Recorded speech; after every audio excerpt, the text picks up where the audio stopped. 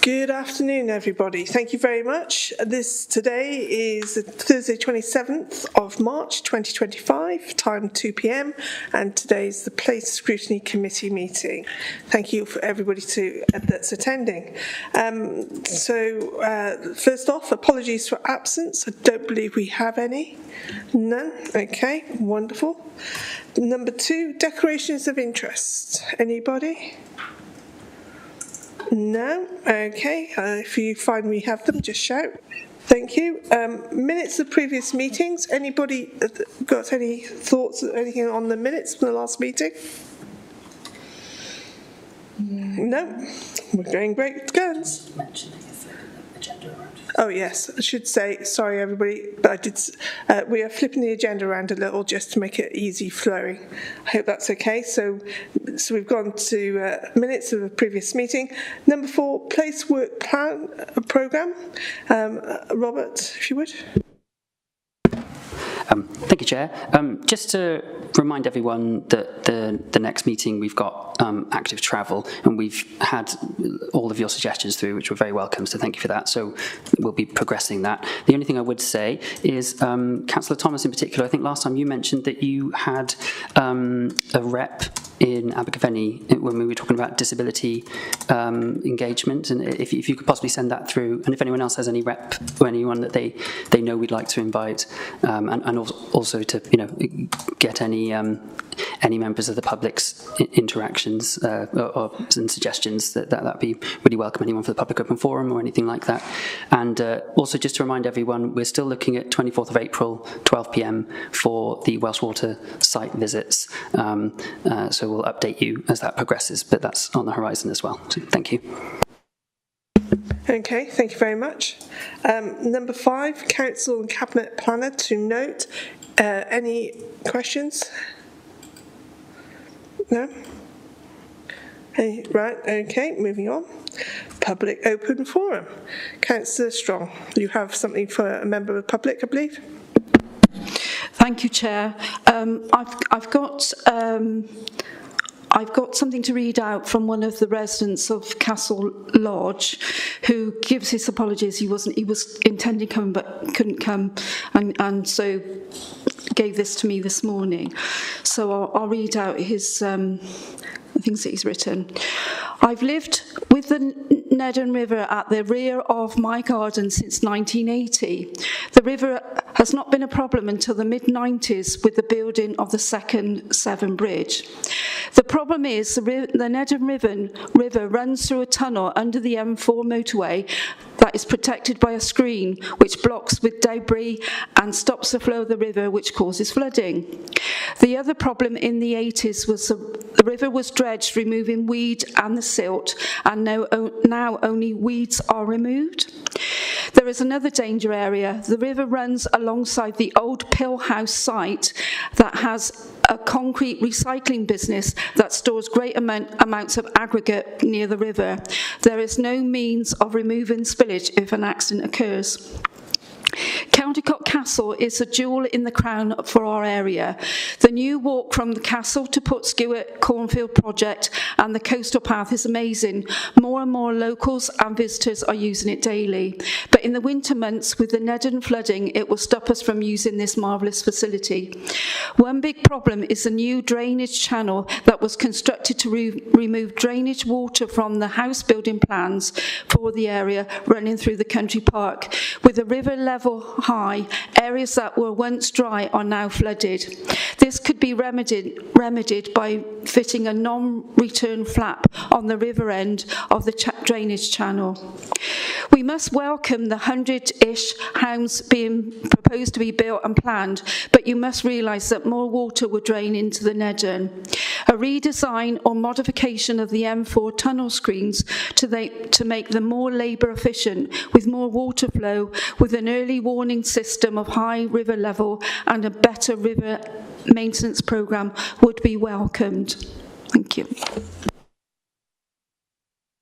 Thank you very much. Chair, do you want me to pass his notes on to you for...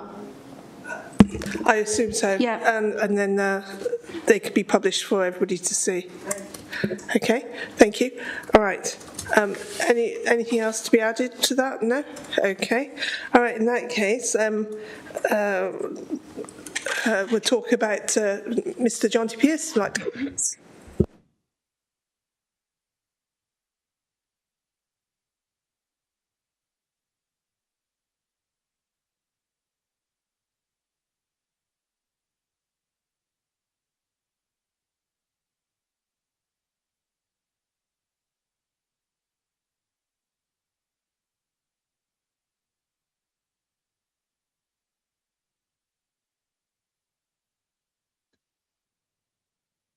Sorry, Chair, can I just come in here?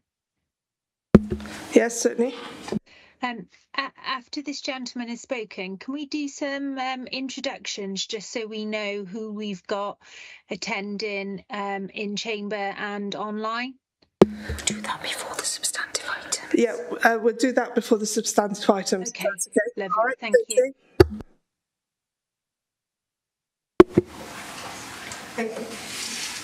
Thank you, Mr. Pierce, when you're ready. Thank you, Chair. Good afternoon, councillors. You will recall in December that I asked why Monmouthshire County Council had removed key protections from Monmouthshire's rare greater horseshoe bats and lesser horseshoe bats. Next slide, please. There are 3 separate protected areas for bats in Monmouthshire: the Wye Valley and Forest of Dean bat sites, the Lower Wye bat sites, and the Usk bat sites. These comprise 9 separate protected bat routes based mainly, as you've gathered before, along the Wye Valley, but also along the Clydach Gorge. Bat feeding zones, or as they're known in the trade, core sustenance zones, cover 10 county council wards: Raglan, Shire Newton, Osbaston, Monmouth Town, Wisham, Drybridge, Overmonnow, Mitchell-Troy, Trellock, Devorden and Llanelli Hill. So if our bats could vote, it would be 5 Conservative, 3 Labour and 2 Independent. The Habitats Regulations Assessment is meant to protect the bats, and to protect, in particular, European designated sites. Environmental consultants ACOM, authors of the Habitat Relations Assessment of the RLDP, or HRA for short, recommended stringent safeguards for developments in the bats' core sustenance zone. Their guidance, amongst other things, specified the need for a suite of bat surveys, for instance, bat activity surveys, roost emergence surveys between April and September, to assess and mitigate impacts on bat populations. Next slide, please. But instead, Monmouthshire County Council has removed key wording to protect these bats. Monmouthshire County Council expressed concern, saying that the wording is too prescriptive, wanting to change the wording to, but without providing specific details of the need for bat surveys, survey seasons, and the potential need for mitigation. In fact, they replaced it with some rather vague wording in policy NR1 in the RLDP. And the council really buried this detail. It was on page 1,291 of an over 1,800-page report that councillors were given just 1 week to digest before it was voted on. So I asked a very simple question: why? Why would the council remove key protections for the bats? Why wouldn't the council want to strengthen, not weaken, protection for the bats? Why? I did not receive an adequate response then, and I've not received an adequate response now. And that is why we are here today. It's up to you at the Scrutiny Place Committee to scrutinise protection for these rare bats. But before we do that, I'd like to share some information for you about these wonderful mammals that regularly fly through our fields and our gardens. Here's a picture of a greater horseshoe bat. It's called a greater horseshoe bat because its nose shape looks a bit like a horseshoe. It's part of its bat's echolocation or sonar system. It is one of our largest bats. It is not a small bat. It has a wingspan of about 40 centimetres. To give you an idea, that is about 40 centimetres. It is bigger than the blackbird that you see in your garden, although it is considerably lighter. It can fly at speeds up to 18 miles an hour. Greater horseshoe bats can live for up to 30 years. 30 years, that's a lot. About twice as long as your beloved household dog. They only become sexually mature, though, between 4 and 6 years old. And unlike your pet dog, they can only produce one baby, called a pup, per year. That's a bit of a challenge. That's a low breeding rate. Couple that with habitat loss has made them an endangered species. At around 1900, the year 1900, these bats were plentiful, but they are now on the red list for extinction. They are now considered extinct in the Netherlands, Belgium, and Germany. Southwest England and Wales are their last remaining stronghold in Northern Europe. And they rely very heavily on two types of habitat: hedgerow insects in the spring and dung insects from grazing cows in summer and early autumn. And if you've ever walked past a cow pat in summer and you'd look down at all the insects buzzing around it, you'd understand why that is so important for them. Next slide, please. There are three types of bat roost. There are summer roosts, hibernation roosts, and maternity roosts. Now, I like to think of the summer roost as a bit like perhaps a holiday home, or probably more appropriately a hunting lodge that is used in summer. The hibernation roost is like a main house where you'd spend the winter, and the maternity roost is like a maternity hospital, oversimplification. Now, all of the sites that I talked about earlier are hibernation roosts. But there is one very special site in Monmouthshire, which is Newton Court Stable Block, site of special scientific interest, just north of Monmouth. And that is a maternity roost for both greater horseshoe bats and lesser horseshoe bats. It is one of only 3 sites in Wales, and the only one in Monmouthshire. I believe there may be another site in Wales that's been discovered since the listing. It is a Natura 2000 site, commonly called a European site. It is a site of national importance and is heavily protected in law. According to the core management plan for Newton Court, the assessment for the bats there is MU1. That means unfavourable declining. The situation for the bats was unfavourable declining. But conservation efforts of late have been helping a bit. I've spoken with a member of the Monmouthshire Bat Group who monitors bat numbers there. He describes the bat population at Newton Court as stable, not getting better, but not getting worse, for the time being. It is, though, the site very close to a proposed development site called HA4, part of the RLDP, on Dixton Road, Monmouth, known to the council as Leesbrook. And you can see on the photo how close it very is to the maternity bat roost. Building housing on this land would remove 20 football pitches of grazing land, the land that bats rely on, particularly during the summer, to feed on dung insects. The proposals also rip out established hedges, which the bats also rely on to feed on in spring. It adds artificial light. This is particularly bad for the bats, as artificial light enables them to be seen by owls. These are big creatures, and the owl is a particularly difficult predator for the bats, and artificial light they try to avoid if they can. They also don't like noise, and the development would also interrupt bat commuting lines. Now, the site at Leesbrook, Dixton Road, was originally for 42 hectares and over 900 houses. But it had one particular thorny problem. It was well within the core sustenance zone for greater horseshoe bats and also within the 2-kilometre core sustenance zone for the lesser horseshoe bats. In fact, it was less than 700 metres away from the maternity roost. And if you'll excuse the pun, there was no way that this proposal was going to fly. But the council, by this stage, had set their minds on developing that site. Now, in this situation, Planning Policy Wales, for the technical people, section 6.4.15, has some guidance on what to do.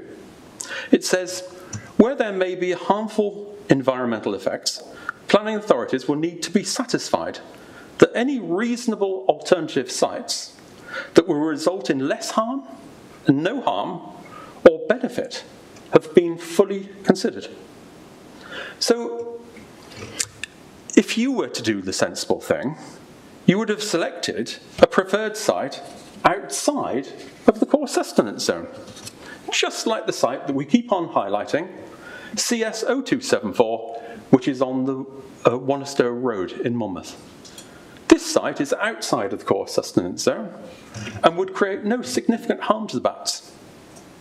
It was also highlighted in a resolution passed by Monmouth Town Council as being a suitable site in their eyes for development. So let's zoom in. Instead of selecting the alternative site, the council decided to double down. Now, we know that young bats, called juveniles, tend to stay closer to the roost, as indeed children tend to stay close to home. So the council started to promote a concept called a juvenile sustenance zone and started putting this at 1 kilometre. This conveniently glosses over the fact that adult bats also need to feed, particularly nursing mothers who need to produce milk for their pups. And for good measure too, they changed the wording in the RLDP to not require bat surveys. And those bat surveys could show how much the bats use the site. Next slide, please. And so here we are. So the site, HA4, is now miraculously outside of the juvenile sustenance zone. And because they will plant a row of trees along one edge of the site, this will create what's been described as a green motorway for the bats. Really, you can't make this stuff up. Next slide. There is only one problem with this. There is no widely recognised concept of a 1 kilometre juvenile sustenance zone. The Bat Conservation Trust have reviewed all of the published literature, and concluded that the core sustenance zone for the greater horseshoe bat is 3 kilometres, and for the lesser horseshoe bat is 2 kilometres. They make no distinction between adults, lactating or expecting females, or juveniles. So, just to be absolutely clear, the core sustenance zone for greater horseshoe bats is 3 kilometres. And the Bat Conservation Trust, in their guidance on core sustenance zones, say that the greater horseshoe bat is highly dependent on pasture sympathetically grazed by livestock, particularly cattle to support dung fauna. And Natural Resources Wales have also refuted the HRA, which the council, and in that the council said there would be no adverse effect on the bats. They said, we cannot agree. Sorry, we're unable to agree with this conclusion. And then they went through then a robust series of objections, including that if the foraging value of land is such that it adversely affects the bat site, then they could conclude that the development is unable to proceed, or at least be severely constrained. They conclude the development is unable to proceed, or at least be severely constrained. Now, let's not forget that the dilution of protection for the bats affects not just Monmouth, it affects all of Monmouthshire, all of the Monmouthshire bat sites. So what can you do, councillors? Well, you may not realise it, but you have a lot of power on this matter. If I could wave a magic wand, unfortunately I've only got a biro, the Scrutiny Committee would vote to approve 2 recommendations. And as I understand it, if you approve these recommendations, they would go to full council to vote on. So if I could wave the magic word, my first recommendation would be to simply remove the watering down of protections for the bats, removing the words expressed concern, too prescriptive and the like. I would remove all mention of the juvenile sustenance zone and instead put the core sustenance zone in, and actually just put back the wording that was in the previously well-written version of the HRA. It's the HRA of the preferred strategy, November 2022, which was passed and has had, as I understand it, no significant concerns with it. That would be my first recommendation. If you could vote on that, that would be wonderful.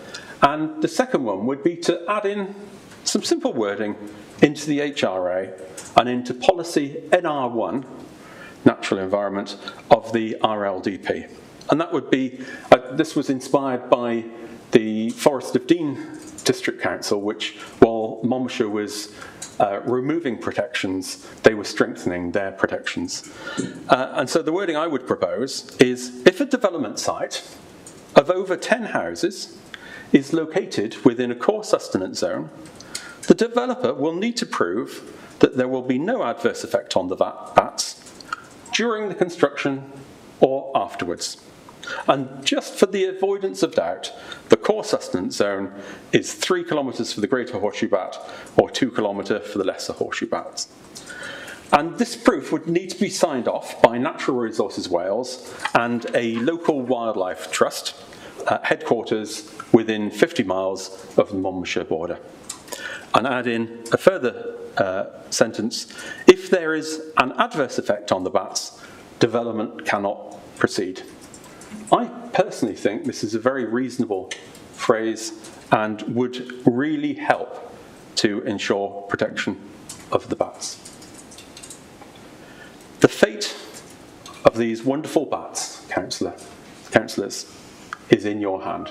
Thank you very much. Thank you, Mr. Pearce.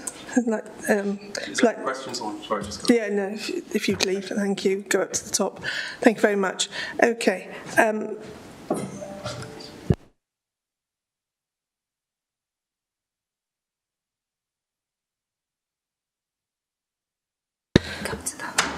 Okay, I was just wondering if Mr. Andy Cowan from Gwent Wildlife Trust has anything he wants to add now, or would you like to add it later? Or say anything now or later? I'm happy to say a little bit now. Yes, we provided comment on various things within the RLDP, one of which was HA4 Yeah, I was just going to say, so just to introduce you, this is Andy Cowan from Gwent Wildlife Trust, okay? Thank you very much. Yeah. Andy Cowan, Evidence Manager at Gwent Wildlife Trust, and we provided comments on the RLDP back in January, I believe, no, December, sorry. And one of the sites we did comment on was HA4, Leesbrook and Monmouth. And we did share concerns about impacts on the SSI, the SAC, and obviously the greater horseshoe bat population. And particularly in reference to the 1 kilometre sustenance zone, the only reference we could find to that was it being used in relation to the North Somerset and Mendip Special Area of Conservation Guidance on Development. But that's obviously a different SAC and it in a different country as well. And we could find no reference to the 1 kilometre juvenile sustenance zone being used in being used in Wales, and I think particularly we would like to see a lot more survey work undertaken to sort of inform whether there would be any impact, because we were sort of commenting on this, but there's obviously a lack of, if for any reason there are no greater horseshoe bats at all utilising this area, then maybe there wouldn't be an impact on the SSSI or SAC. But in the absence of a lot of survey information, and obviously we'd like to see the survey information done by appropriately qualified people at the appropriate time of year with the appropriate amount of effort put in. So I think that's probably all I have to say for now, but I'm obviously happy to comment again later. That's great. Thank you very much. Okay.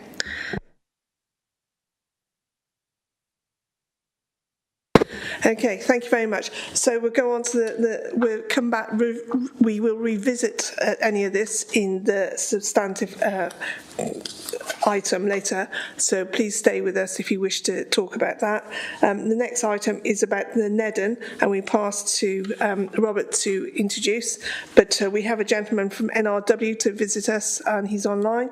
I believe his name is James Galsworthy. I hope I've said that correctly. Thank you. Thanks, Chair. Yes, I was just going to introduce that we have James Galsworthy kindly joining us from the NRW, and he can speak to matters pertaining to the Nedden in terms of the watercourse, but we've been advised that for wider issues and cross-cutting issues, it would be best for us to submit those concerns in writing to NRW formally to then get a formal written response. So just to outline the parameters for this item. We also have Ross Price from MCC here who can speak to matters relating to flooding. So I just wanted to set those parameters now at the outset. So. Okay, thank you. Welcome to James. Good afternoon. Thank you for the invite. I'm not sure how this proceeds. If you're going to ask me direct questions, I don't have anything prepared in terms of a presentation. The questions came through quite late, so I wasn't able to prepare anything, unfortunately. Okay, don't worry. So we'll go straight to members' questions. I believe Councillor Strong and Councillor Dimmock has questions particularly. Councillor Dimmock's questions, I'm aware she might ask some that you might need to come back on to resend later, if that's okay. Yeah, no problem. All right, thank you. It looks like Councillor Dimmock has a hand up. Is that all right with you, Councillor Strong? Yep. Okay, Councillor Dimmock. Thank you, Chair. Welcome, James. Obviously, you're responsible for maintaining the Nedden Reen that runs through my ward and into Caldecott Castle and further afield. There's obviously smaller reens that offshoot the main Nedden. I was wondering if you're able to provide an update on your maintenance programme for the Nedden and the offshoots that come off there. Right. My involvement is for the main river watercourses only. So anything else you refer to as offshoots, if they're not classed as a main river, they will be delivered by our internal drainage district team managed by David Penny. Okay. No, I'm unable to comment on his work programme, but in terms of the maintenance of the Nedden itself, we have work programmed annually for in two parts essentially. We do a grass cutting exercise around the September-October time, and then we do an in-channel vegetation exercise later in the year around the December-January time, and that forms part of our annual programme, which is in this instance is delivered on our behalf through contractors. Yeah. That work used to be done every other year, but that has been increased now to every year, so it's the same work that's done every year. The work involves first instance is, as I say, the grass cutting. So it's the channel sides are cut using a flail attachment to an excavator or tractor, depending on what the contractor will use. And that goes from the rear of the Castle Lee development downstream to the outfall as much as the so again it's the other side of the M4 motorway. Okay, that is done over about a week period, and then the later work then is the removal of vegetation from within the channel using an excavator flail type bucket, a Bradshaw bucket we call it, and the material is moved away off site after that. Okay. If you're responsible for river health, I did put some questions forward. Can I just clarify what you mean by responsibility and river health? Ultimate responsibility of the landowner? Well, I've got well, one of the questions that a resident asked was, what exactly is NRW's role and responsibility when it comes to protecting river health and preventing pollution? That's not my remit, unfortunately. So that's one of the questions which will have to be directed to our inquiries team, because a number of the questions relate to a number of different parts of the organisation, and I can't represent on their behalf, unfortunately. So my remit is purely the maintenance for flood risk management. Okay, thank you.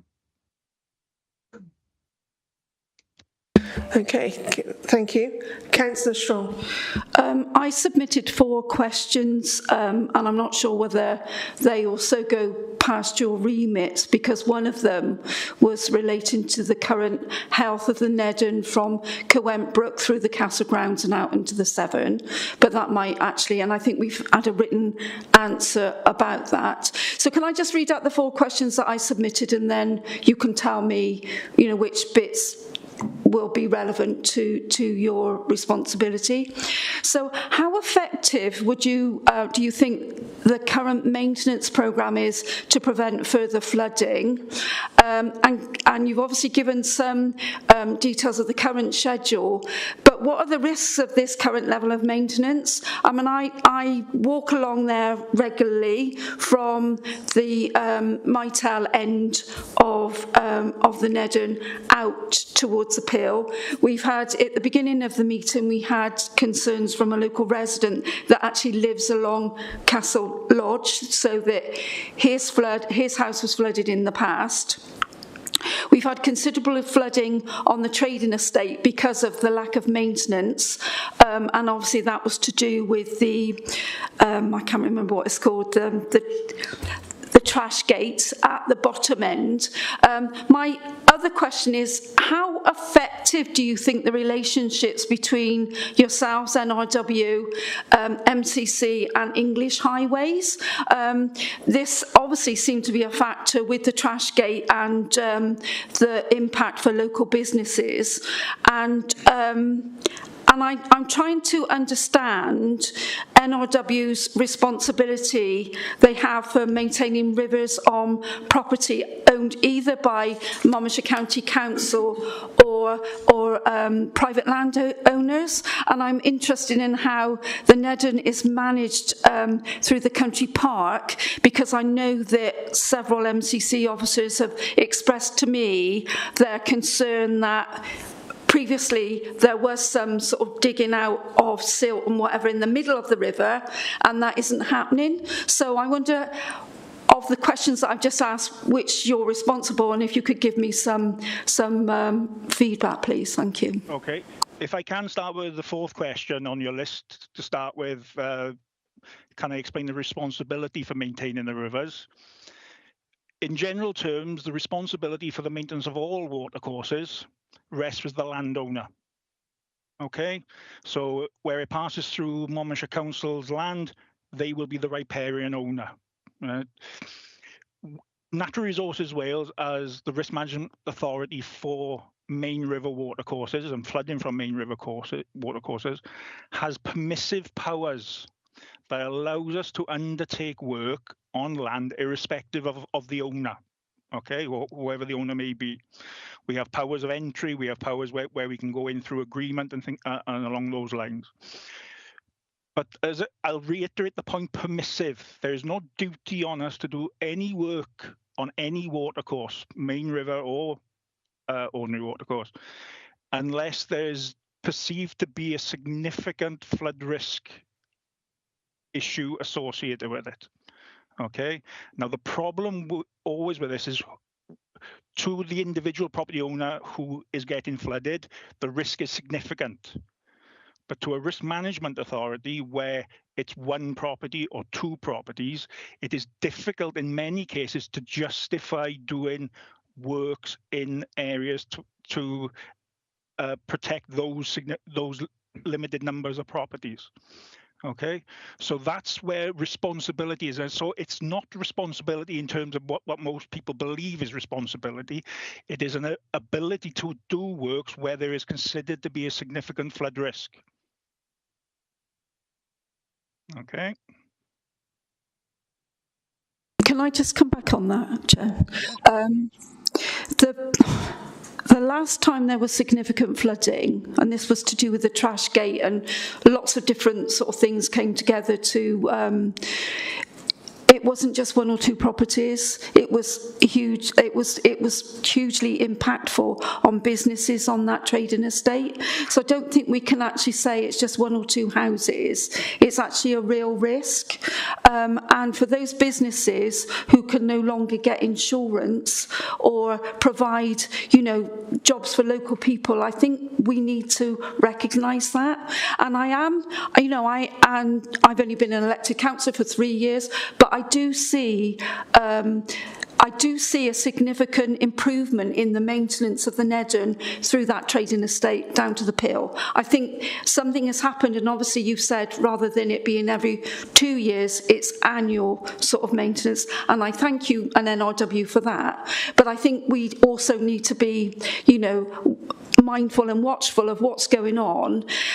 If, say, our colleagues that run the castle and the country park want to do work in the river towards the Mytel end of the river, do they have to apply for permission to do that work, or how does that work?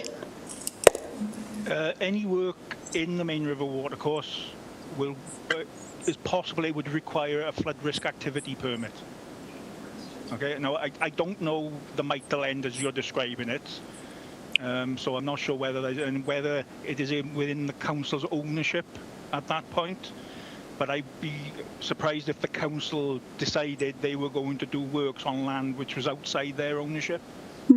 Okay, so if there is works that need to be done on council land, they would have to, in the first instance, contact Natural Resources Wales to determine whether a FRAP or a flood risk activity permit would be required. Now, in terms of the grid at the bottom end, as you said, that is a Highways England asset, and it's for Highways England to undertake any remedial works to that structure. Now, at the time of Storm Dennis, I believe, which when the issue with the obstruction or the blockage was first identified, Natural Resources Wales wouldn't have deployed any staff to remove anything off that grid, because we would have been dealing with our own assets. It is ultimately the asset owners and the riparian owner to deal with their structures.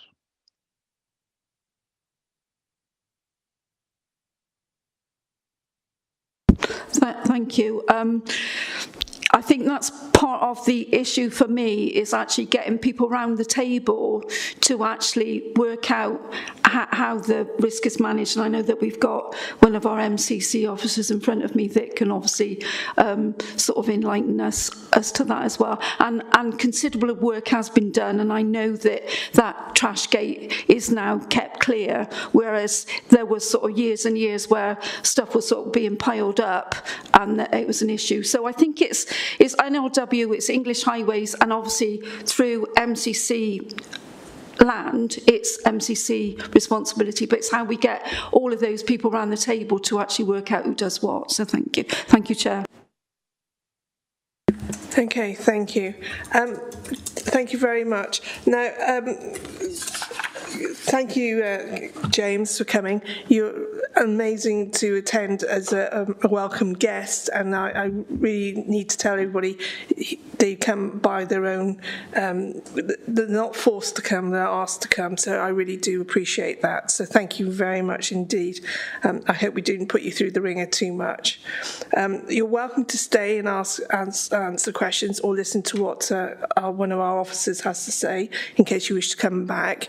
So I was just wondering if Ross would like to speak on any of these matters before we go further. So in front of us now we have Ross, who will introduce himself. Thank you. Chair, I think we've got a couple of people wanting to ask questions. Sorry, I missed that, Lisa. Councillor Dimmick, would you like to ask for the question? Yeah, just on that, I do think we'd benefit from a further meeting with NRW and some of our officers in Monmouthshire Council, because obviously I used to work for one of the businesses that ended up getting flooded quite a lot. There was, over 1 metre of water. People had to be sent home. This was before COVID, when businesses weren't set up to work remotely, and the impact was huge. And, the money that was lost as a result was quite considerable.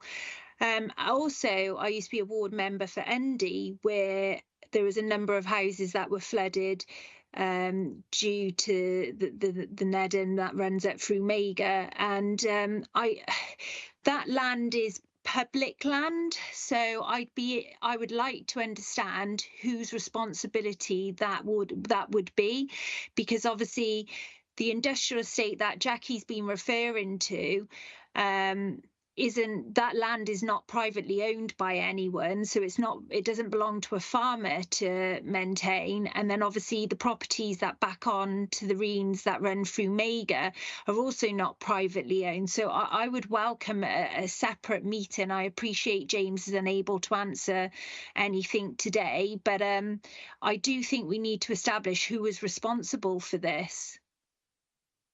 I'd be happy to attend any meeting that's set up. As I explained at the start, my involvement is the main river watercourse, but there is other watercourses which are managed by the internal drainage district.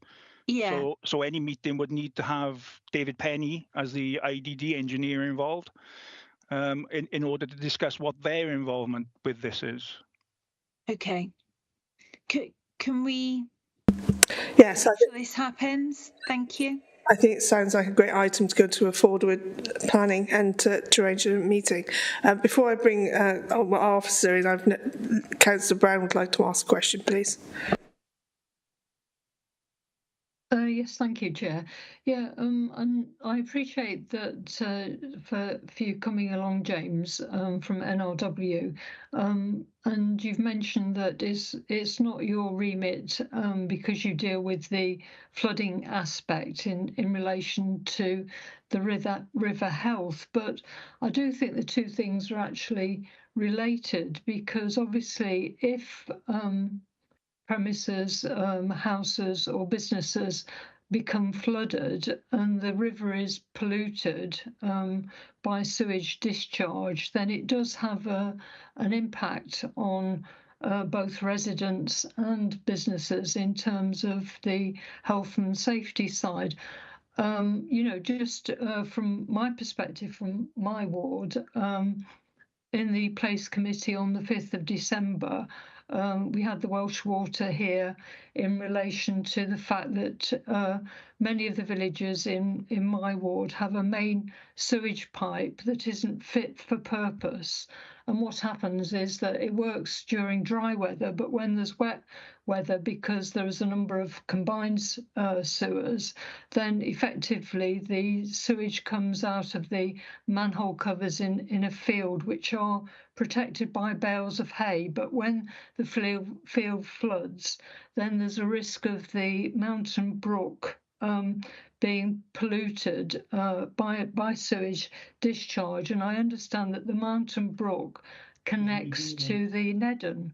So all these issues are related. And when I've spoken to an NRW representative about whether they actually monitor the pollution going into the mountain brook, the answer to that is that they haven't got the resources to do that. So I do think the two things are actually linked, although I appreciate that it's not particularly your remit. And I think it's important that there is a sort of a wider perspective on this sort of matter. Thank you.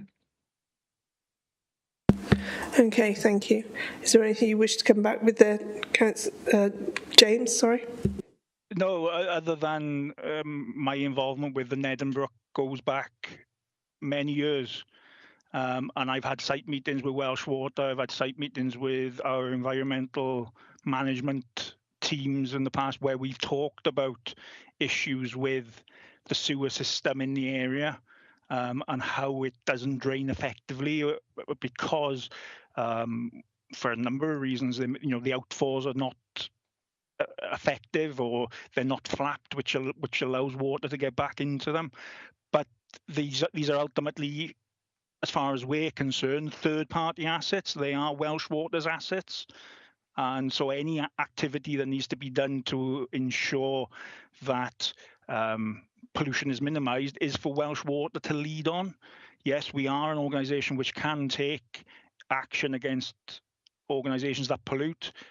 I'm not going to comment one way or the other on whether we're effective at that, but that's what we are able to do. So if you've got concerns about the health of the watercourse in terms of pollution issues, they need to be directed to our environment management team or our environment team that covers that area.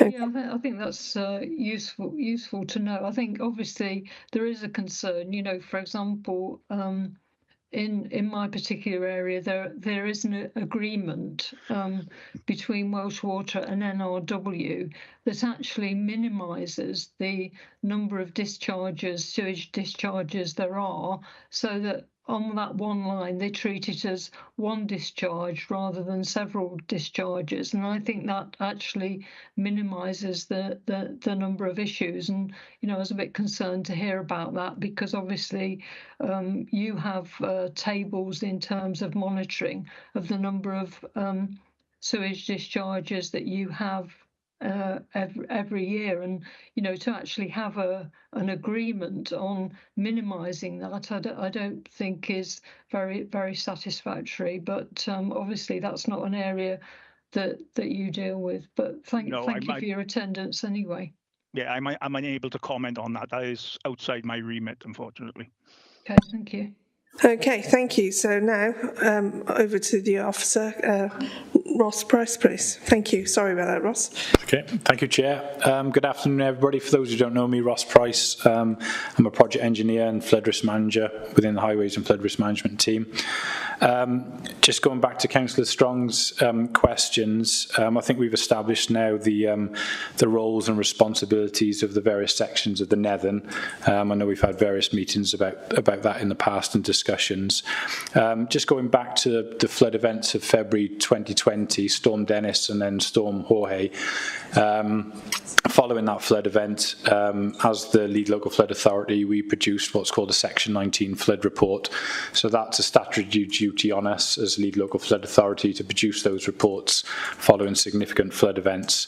That report's been published and has been available on the council's website for a number of years now. And that report essentially identified the mechanisms of flooding, who was impacted, and also made a number of recommendations going forward for the various risk management authorities.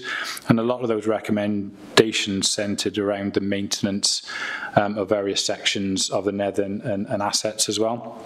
So it made recommendations for both National Highways, previously Highways England, Natural Resources Wales and Monmouthshire County Council to review their maintenance practices on their sections of the Nethen on their assets. So in terms of what's happened since then, James alluded to the fact that they undertake maintenance annually now. But in addition to that, our understanding at the time was that the cut vegetation from the channel was previously left on the tops of the banks, which had potential then to wash down and cause blockage downstream, particularly at the National Highways trash screen on the M4 culvert there. So through various discussions with Natural Resources Wales, that practice was altered, and the horizons from the vegetation clearance is now cleared as soon as this cut, essentially, so it's no longer left on the banks. So that's a reduced some risk. In terms of the M4 culvert and M4 trash screen, that was identified as a major contributing factor to the flooding event that happened in February 2020. That screen essentially blocked up. The hydraulic lifting equipment on there could not lift the screen because of the pressure on it, and then the electrics cut out as well. And it took quite a considerable time, 2 days in fact, for National Highways to get some manual lifting equipment in there to lift that grid, in addition to manually removing some of the debris on the screen to try and release some pressure on there. So we've had a number of discussions with National Highways following that event, and they have made some amendments to the maintenance practices. One of our recommendations was to provide a camera or some form of telemetry system on that grid so they can monitor remotely. That wasn't taken forward by them, and we've certainly got no powers to enforce that upon them. But they do now undertake weekly inspections on that grid, and also inspections every time there's a significant rain or weather warning. So some proactive inspections also are undertaken there. They also their contractor has got the necessary lifting equipment now to lift that should the hydraulic lifting system fail on there. So again, that should be an improvement going forward. And then in terms of Monmouthshire County Council's responsibilities as riparian owner through the country park, one of the recommendations from that report was to formalise the maintenance arrangements in a maintenance strategy. Although maintenance practices were ongoing, there was nothing formally written down, no sort of scheduling of works. So that's been an ongoing piece of work since that event, and that strategy is largely complete now. It's just going through the final stages of consultation with Natural Resources Wales. So that would be a very useful document for local members to have as well, because they can be fully aware then of who does what and what times of the year as well. So that'll be a good step forward. And then in terms of the relationships between the risk management authorities, we work closely with Natural Resources Wales on various aspects, particularly around flooding, and we liaise with James and his team on a number of matters. So we've built that relationship over the years, and certainly if there's issues along the Nether, we've got direct points of contact to report those issues too. So that's definitely an improvement as well. And likewise with National Highways, over recent years we've developed what's called their flood and asset drainage database. Again, it's a statutory duty for the local flood authority to have a record of assets which can have a significant effect on flood risk. So the M4 culvert and screen has been added onto that list and onto that database, and within that we've got contact details for National Highways, so should there be a problem we can contact them directly and very swiftly to resolve that. And then finally, I think it's just also worth highlighting that that general area is obviously part of the Nether floodplain. The castle grounds, we expect to see quite significant flooding across those grounds on an annual basis, and also the industrial park does sit within a high-risk flood zone as well. During the Storm Dennis event, I believe only one property flooded at Castle Lodge Crescent, which could well be the same property, directly from overtopping of the banks. The other properties that were flooded were further along Castle Lee, and that was because of a surcharge in Welsh Water surface water system, whereby flood water entered that system and backed up the surface water drainage and flooded the properties. So we've been also working with Welsh Water on that, and they're currently undertaking some more modelling work and some flow monitoring as well to understand if any amendments can be made to that surface water system to prevent that surcharging. So there's still quite a bit happening in the background on that as well. So, okay. Chair, can I just come back? Can I thank James? I know that he couldn't sort of answer the questions, but it was really good for both James and Ross to come to the Scrutiny Place Committee this afternoon. It's been really helpful, and I don't know whether there are any residents sort of watching, but it's good because I get asked sort of weekly about what's happening with the Nedham and the flooding and all the rest of it. So we've got some really sort of concrete things that we can go back and say, well, actually, Storm Dennis did cause problems back then, but lessons have been learned. People are now working. There's a regular maintenance programme. So can I thank Ross and James and the team, people on the ground, for their hard work. And actually, I think, you know, there are certain aspects of flooding that we can resolve, but actually we're doing our best to mitigate what we can. So thank you very much, and thanks for coming this afternoon. Thank you. I think you've taken the words out of our mouths. So truly, thank you very much, James, and to Ross. So moving on, unless anybody else has any questions further on that, no? Okay. Yeah, so just to let you know, there will be, James, we'll send through some more questions, and I dare say we'll be copying Ross in as well, just to ask if they could get some more questions answered for some other members. So Councillor Dimmock has asked more questions, so that will go forward to you. I hope that's okay. Moving on now to bats. Now, I believe we have our officer here this afternoon. We have Kate Stincham, our officer, to talk to and to present to us about.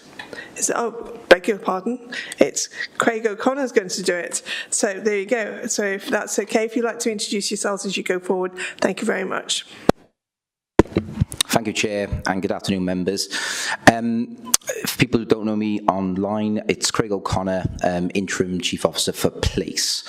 I'm just going to do a bit of a quick summary and answer some of the questions that Mr. Pearce has put to officers in relation to bats.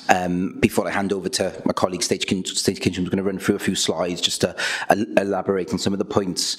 I think the first thing to say ultimately is just this Council's commitment to the climate and nature emergency, and in terms of any decision making on any project like the replacement local development plan, how that is critical in ensuring that we sustain our climate and our nature, and ensure that development proposals are in balance and sustainable ultimately.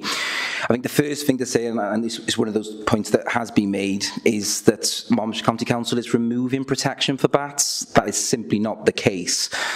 We have not got the authority, certainly wouldn't want to remove any protections for any European protected species. We want to ensure that ecological and wildlife interests are protected and enhanced wherever we can, ultimately. So I think that's the main point to get over, ultimately, to all members of the Scrutiny Committee, is that that isn't the case. As part of the development of the replacement local development plan, ACOM were contracted by Monmouthshire County Council to look at a habitats regulations assessment for us. And I think it was outlined in the presentation earlier that hidden within that document was a conversation between officers. That was being fully transparent, ultimately, in terms of us as officers and as ACOM, in terms of the conversations that go on during policy development and policy formulation. It is the case that we feel, and officers feel, and is the right thing, that policy wording that ACOM were presenting is too prescriptive. And we want to ensure that we protect ecology throughout Monmouthshire, not just within the core subsistence areas, within all areas of Monmouthshire. So even outside of 3 kilometre zones from special areas of conservation, bats could be impacted on development, and we want to be able to ask for bat surveys in those spaces as well. Bats don't turn around at that 3 kilometre line. In a similar vein, we don't want to have planning policies around the types of development, because even one house can have an impact on ecology. We want to be able to ask for bat surveys for one house. We want to be able to ask for ecology surveys on household development.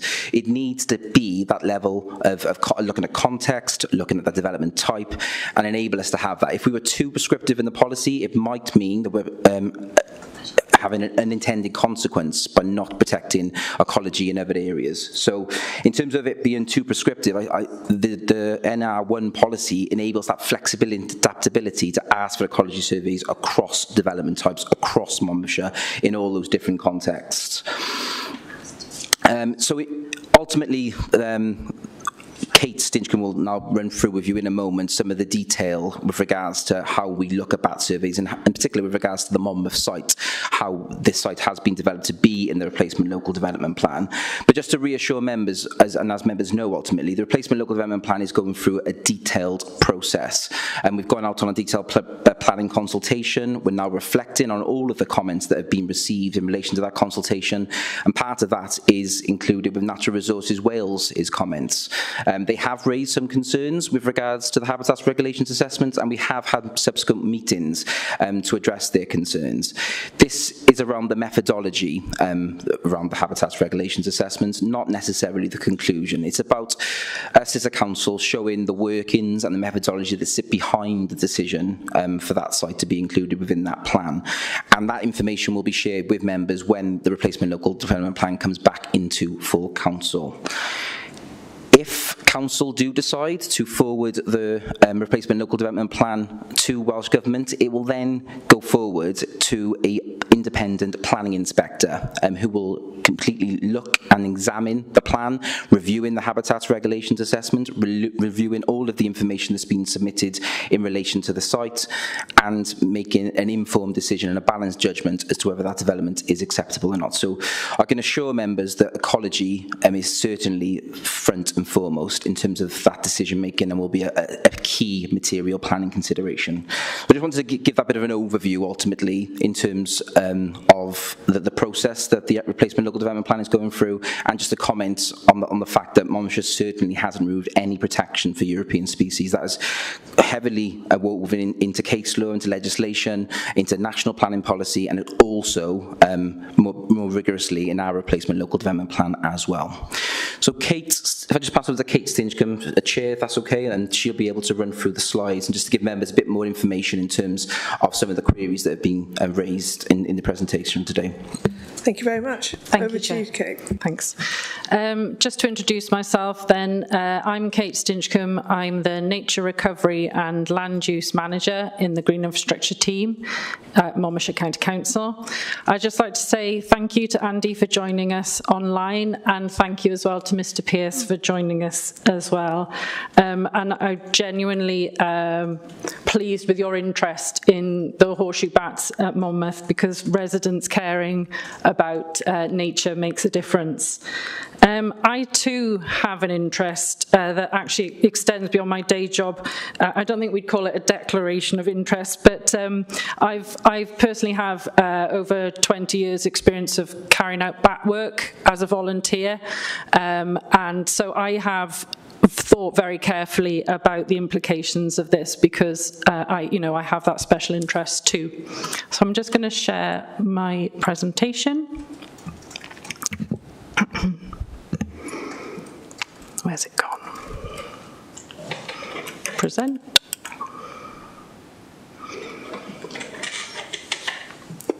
Okay, I'm going to jump forward.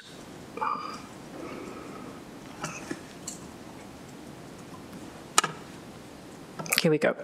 Okay, so what I'm going to briefly talk about essentially is what policy should look like in the replacement local development plan. There is going to be a lot of words on some of these slides. I'm not going to read every word, but I want you to be reassured that these words exist and at what level we should be pitching our local development plan policy.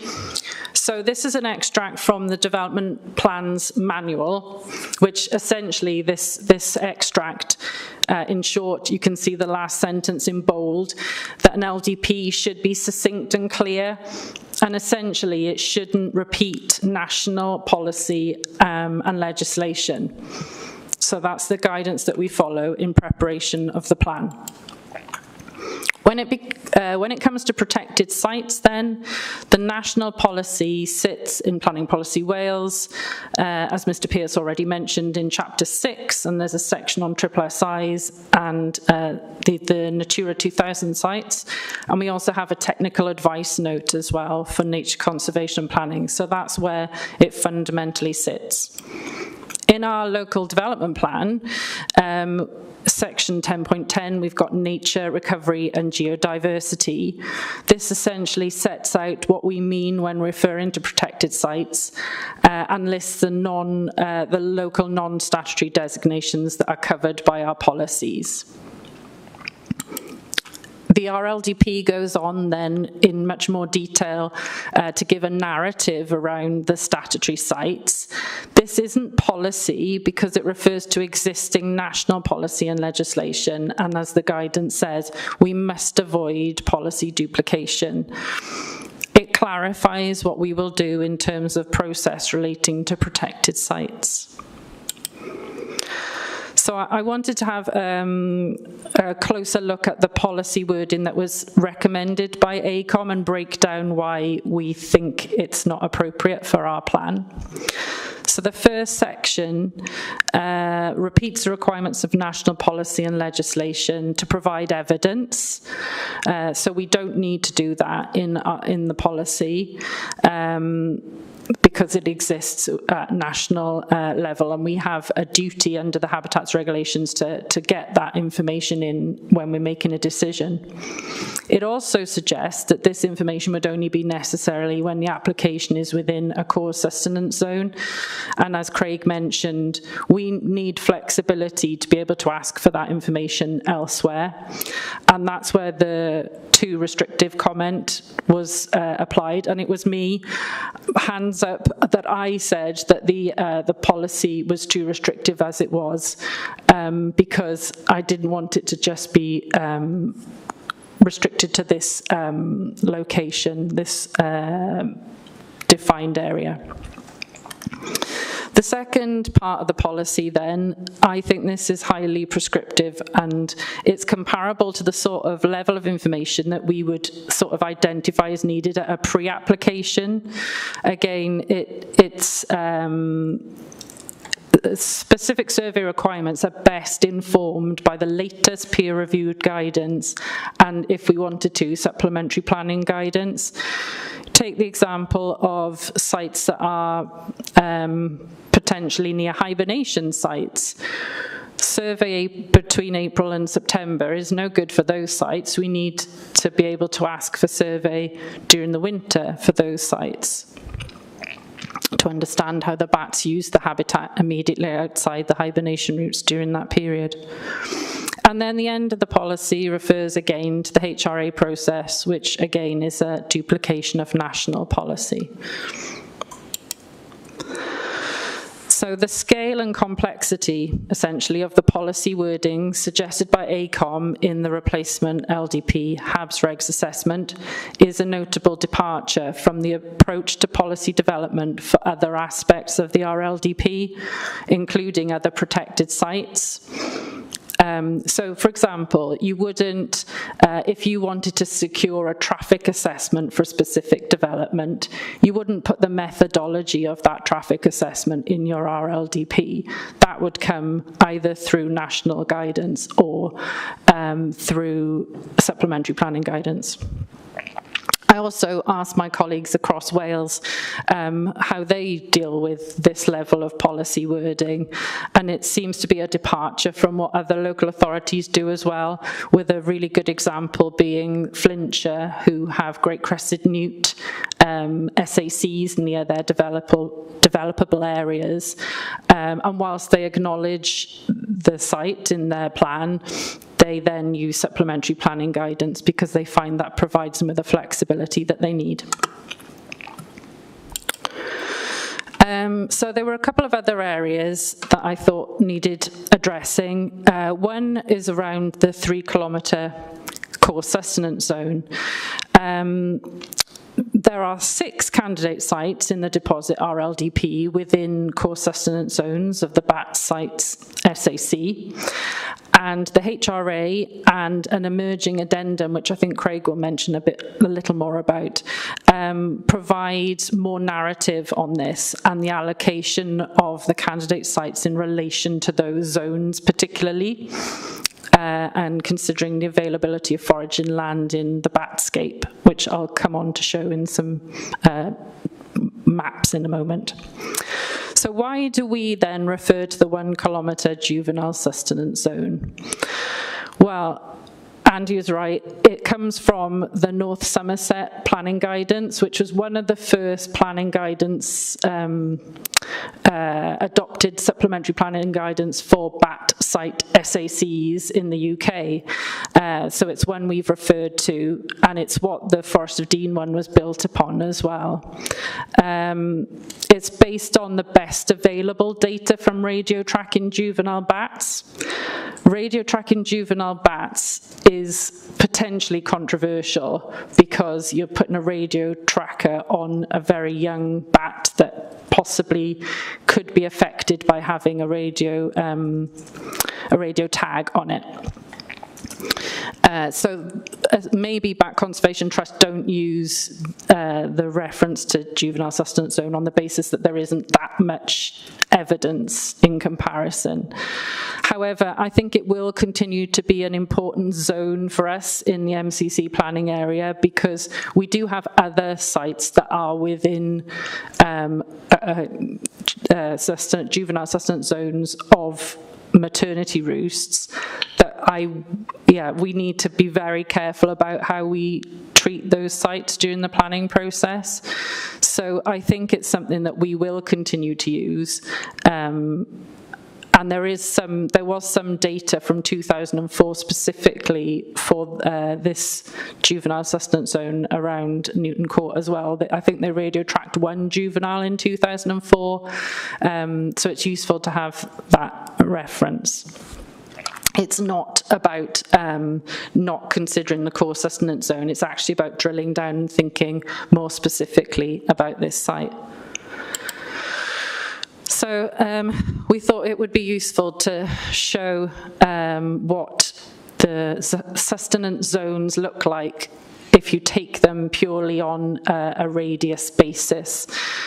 So as mentioned, the 3 kilometre is based on peer-reviewed radio tracking studies and a weighted average taken. Some bats can go much further and others only forage much nearer the roost, but this is the sort of average area available to the bats from Newton Court. Taking a closer look then at our development sites, you can see I've put a little table in there of the size of the sites and the percentage of the core sustenance zone that those sites make up. And broadly, we come to a total of 0.605% of the core sustenance zone proposed for development, which leaves 99.395% still available to the bats. So we are in actually quite a unusual position with this site because it's so important. It has had a number of radio tracking studies. I mentioned the 2004 one, but there was actually a study done in 2019 as well, which hasn't been published yet by NRW, but we do expect it to be published soon, and they certainly refer to it in their response to the RLDP. The purpose of the study was to identify areas to target future conservation actions and to develop the roost's core sustenance zone. So it's a snapshot, 10-day period, 10 bats in August 2019, sort of a repeat of what was done in 2004. And you can see the wider area covered in the kind of pinky purple. That is the area that any one of the bats could have visited on the 10 nights. So that's the whole area that all of the bats visited during the survey period. And then the darker purple is what they referred to as the core foraging area. Another term, the core foraging area, which is where all 10 of the bats used that area at some time. So that seems to be important to them. So we've overlaid, again, what the development sites are with that core foraging area. So what seems to be most important to them. And that actually takes in the top of the Leesbrook site, and it takes in the whole of the Rockfield Road housing site. And taken together, it gives a remainder of 99.79% of the core foraging area. In terms of surveys undertaken to inform the allocation, the developer undertook surveys in from May to September in 2020, and then there was a further survey in April 21 in order to meet the guidance. The development site is shown as that red line, and you can see the registrations for the horseshoe bats. I think so the green is July registrations, and the purple is August registrations, so it could be either lesser or greater horseshoe bats were recorded. And there does seem to be some use of the hedgerow to the northeast of the site, but not so many, well, no registrations in this case on the site. They redid the surveys in 2024. So the developer-led surveys, they're commissioned Ecology Solutions being members of the Chartered Institute for Ecologists and Environmental Managers, who have a professional standard that they must adhere to when they complete surveys. That survey identified some greater horseshoe bat registrations right on that edge of the development of the existing housing, and then roughly in the areas that they were seen in 2000 in the previous survey, in the 2020 survey. So coming back to the wording in the Leesbrook policy, this section is specifically about green infrastructure, landscape and nature recovery.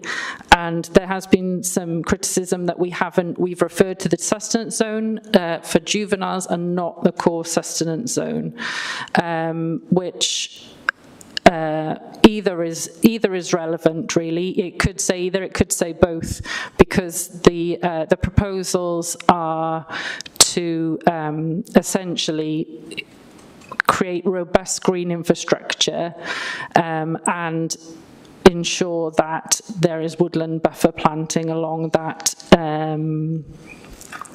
northeastern edge of the site, which has a dual purpose in that it also provides a landscape character preservation as well. And you may have seen in the replacement LDP, there is an indicative master plan. Now, we can't stress, how indicative this is. However, the thing that isn't indicative, that is secured by the policy, is the woodland buffer planting along that northeastern edge. Great. Okay.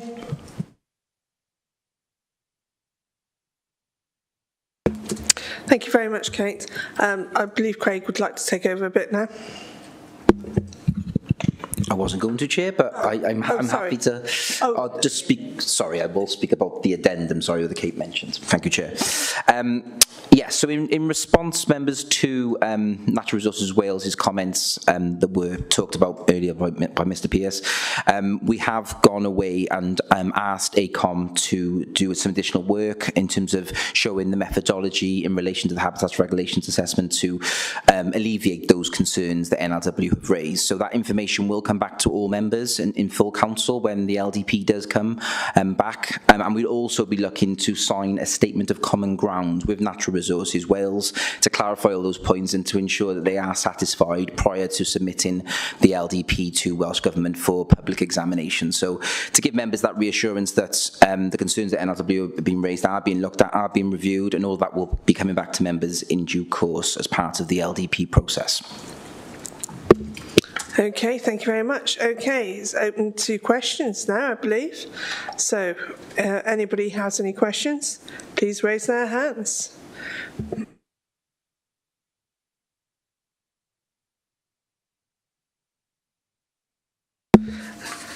Andy, do you have anything you wish to bring forward? I believe someone in the chat has asked that I do, so I better had. Yes, obviously we welcome that further surveys have been undertaken to sort of get a better idea of what potential impacts there are on the greater horseshoe bat. I think we'd probably want to be able to have a bit of time to sort of look at the additional survey information and make sure we're sort of happy that enough's been done, and have a think about whether we still think there's likelihoods of potential impacts on the population, and then naturally on the SAC, and all in relation to habitat regulations, appropriate assessment and the like. So if I could reserve sort of comment on that until we've had a proper look at it, but obviously we certainly welcome there's been more surveys. Okay, thank you. Okay, Councillor Brown, you have your hands up, and Councillor Newell, if you go next, if that's what you wish.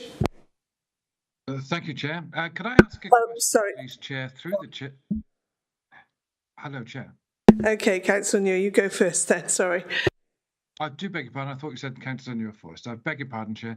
Chair, if I could, through the Chair, ask Mr. Karen from Gwent Wildlife a question, would that be okay? I believe so. Thank you. Go ahead. You, Chair. Mr. Karen, lovely. Martin Newell here, County Councillor for Monmouth Town Ward. Is it your view that there's been any dilution here in the protection of horseshoe bats? And if I'm not sure if there's really necessarily been a dilution in it at all. I think Kate has explained why the wording was changed, and it was, as far as I understand it, to make sure that the guidance makes sure that impacts on bats will be assessed across all areas within Monmouthshire under different circumstances. For instance, if it's a hibernation site or a maternity site. So I don't think there's necessarily been any dilution of it. But as I sort of explained, we still have concerns that it's a very important population, and we looked at the core sustenance zones, and we looked at the sort of the new work that had shown where the sustenance zones were, and they obviously extended quite a bit north of the proposed development site. But there could be an argument that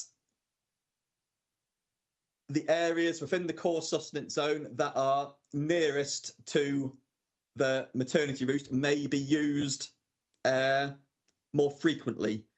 So they may be more valuable within a kilometre or 2 kilometres than they would be. That looks if it may be extending 6 or 7 kilometres more north. So I'd like to look into more whether the proposed development area is still of significance, even though it's only a very small percentage of the sustenance area. It may be a more valuable area of the sustenance area. I think I strayed away from your question there a bit. I'm sorry, but I sort of had that on my mind as well. That's okay, Mr. Karen. I just wanted to make sure that, I know there's all sorts of discussions and arguments going on, but I wanted to make sure that there'd been no dilution, and I know there's all sorts of complicated phrases, but for the layman, you're satisfied there's been no dilution, and that was really, really what I was after. So thank you, Mr. Karen. Okay, thank you.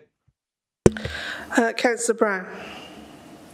Yes, I mean, I think obviously the concern is that the general details talk about a 3 kilometre core sustenance zone for greater horseshoe bats and a 2 kilometre zone for lesser horseshoe bats. And I know that one of the sites is in Shire Newton, because I understand that there's an area in the Carpenter's Arms, which is within 2 kilometres of the proposed site in Shire Newton. So I want to ask, with regard to the other sites, are surveys being looked at in relation to those particular sites as well? And I do think possibly, I mean, the argument about whether or not there is any dilution or not, I mean, I'm looking at the documents that went along with the habitats regulation assessment, and under there it says policy NR1, nature recovery and geodiversity, and its supporting text in paragraphs 1110.2 to 1110.8 under the heading International National Statutory Sites and Protected Sites and Species, with specific reference to functionally linked land in paragraph 1110.3 6.5, but without providing specific details of the need for bat surveys, survey seasons, and the potential need for mitigation. Now, in my opinion, if specific details of bats aren't included in the policy, and I think it would be helpful if we had a comparison between the LDP policy NR1 and for the RLDP and our previous policy on this, because to me, if you take out the need for specific reference and specific details, I think that does weaken the policy. And I've heard the argument before about the fact that if it's a national policy, then effectively you don't need to repeat it in the RLDP. But I was concerned, for example, about the changes that were being proposed in relation to flooding. Now, previously in the LDP, we did have the adopted current LDP. We did have flooding policies, and then we were told that they weren't needed because of the fact that there was a national policy. Now, to me, I think it's important to be included within the RLDP because of the fact that this then emphasises the need to look at this locally, and it reinforces the flooding issue, on a local basis as well. So I don't agree with this sort of idea that you don't duplicate and that national policy covers it, because I think it's important to have our local policy, even if the local policy actually refers to the national policy, so that we've got it within the policy documents and it's considered important. So obviously I'm asking questions in relation to the other sites, and I do think there is a specific argument to say that it has been weakened. Unfortunately, in this habitats regulations assessment, we haven't got the comparison between the two policies, so we can look at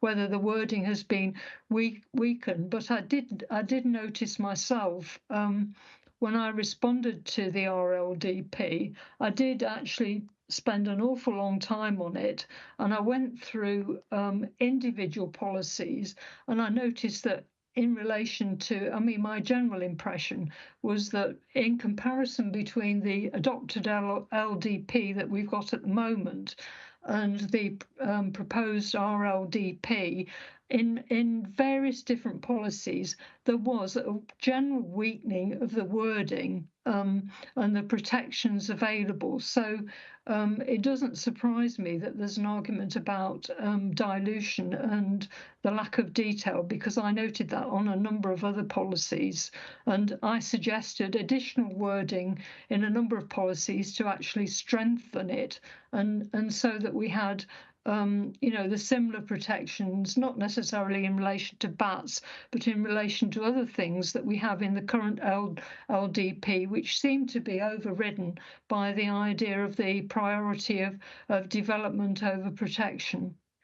So that's just my general views of the changes from the LDP to the RLDP, but we haven't actually got the actual change in the wordings, which I think would have been quite helpful. And I think that the fact that the bat national sites actually talk about these larger zones and restricting it from 3 metres to 1 metre, and then also basically not looking at the standard 2 metres for the lesser horseshoe backs. I do think there are some concerns about it, but I would like to know if they're doing surveys on the other areas, because I think there is a difference, between juveniles who tend to be home-based and adults which may forage over a larger area. Thank you. Okay, thank you. Councillor Brown, I think you probably meant 1 kilometre and 3 kilometre, but I'm going to pass forward to the officers. No, sorry, I don't actually. The 3 kilometre core sustenance zone is for the Greater Horseshoe Flat, and the 2 kilometre zone is for the lesser Greater Horseshoe Flat, and I think that the 1 kilometre zone is actually restricting the area that you're talking about with this idea of a junior one. But the standard ones are looking at 3 kilometres and 2 kilometres. And perhaps Andy Karen could confirm that. Thank you. Yeah, just to let you know, you said 1 metre. That was all I was trying to say. Oh, sorry, did I? Yeah, it should be 2. Yeah. But I mean, I think that's the right. idea is we should be using 3 and 2. Okay. We've actually restricted it to 1.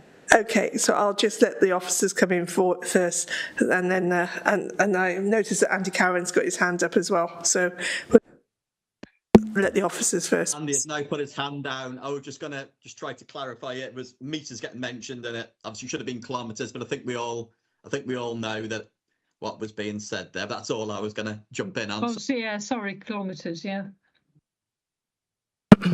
I'm just going to, my colleague Sally has very quickly produced a map to show you, Councillor Brown, what the situation is for Shire Newton. If I just go to my last slide. Okay, so there are sort of 2 sites that are applicable to the Redlands site. We've got the Maengloddfa Mynydd site, which is a hibernation site, and Itten Court Stud. So the development site sits just outside the Itten Court 2 kilometre zone, but it is within the 2 kilometre zone from Mynydd Bach. Mynydd Bach is a hibernation site, so it just goes to show that putting in a requirement for surveys between April and September would potentially be useless for a site like that, because certainly the land immediately around that site would need to have survey throughout the year. For Redlands, the site is an arable site that, when it was assessed for ecological value, had very little ecological value. There's some value in the associated hedgerows that were very closely managed, but it's not very similar to the Monmouth scenario. Then again, why flexibility is important is, you have to take a site case by case, essentially. So yeah, the red hatch site there is Redlands, and yeah, you might be able to see the buffers. So yeah, my understanding is it's near the Carpenter's Arms, and I can't see that in any part of the plan. Yeah, so it's around where my cursor is where the pub is. It's sort of around in that area. The tunnel actually goes underneath the main road between Usk and Chepstow. So it's extremely close then? Yeah, it's very close to the village, yeah. No, I mean it's very close. That site is very close to the development site. The development site is at the other side of... yeah, but I mean, how many kilometres is it from there to there? It's within the 2 kilometre zone, but yeah, so it's within the... However, because... Sustenance zone then. However, as a hibernation site, it has a slightly different relationship with its surrounding landscape than a maternity site would. So when bats are hibernating, they don't come out and forage over large areas like they do during the summer. They are very dependent on immediately adjacent habitats. And again, you wouldn't get a license to radio track a hibernating bat, because that would be, quite controversial in terms of impact on the bat species. So it's a winter site, but it's extremely close. Yes. Like on the map. Yeah. So it should be properly considered, I think. Yes. Yeah. Okay. I'll stop. In a winter survey as opposed to April to September, if we're talking about hibernation. The effects on the hibernation roost are being considered as part of the addendum. Yeah.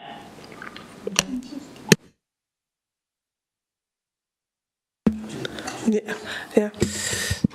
Just to cover off your other questions there, Councillor Brown, in terms of national policy, I think this is something that we are struggling with ultimately in terms of what Kate was alluding to earlier about that development manual, in terms of what Welsh Government expects to see in a replacement local development plan.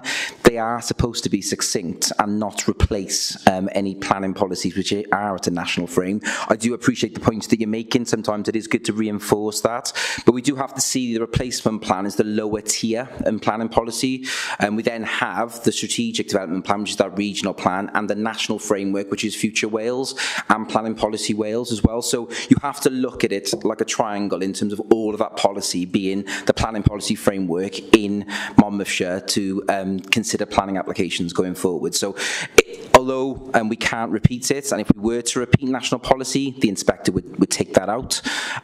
We have tried to allude to it as much as possible. With ecology in section 10, and we have referred to national policy quite significantly ultimately to try and ensure that that is referenced in terms of that protection piece.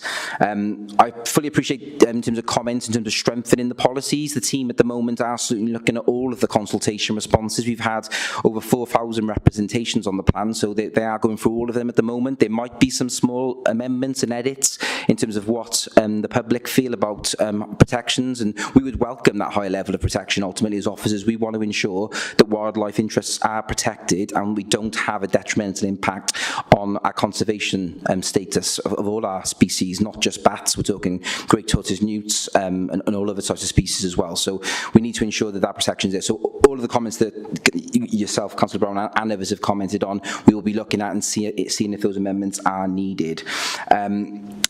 And in terms of that you mentioned about the flooding policy, again, that's another element where technical advice note 15 on flood policy, we can't reiterate that within our own replacement local development plan.